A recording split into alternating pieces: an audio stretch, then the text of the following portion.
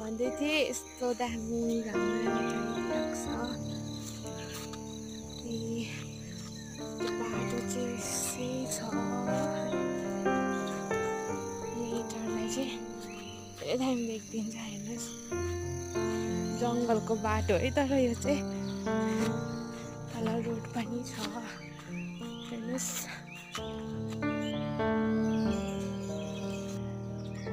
Road पनि आइपुग्यो।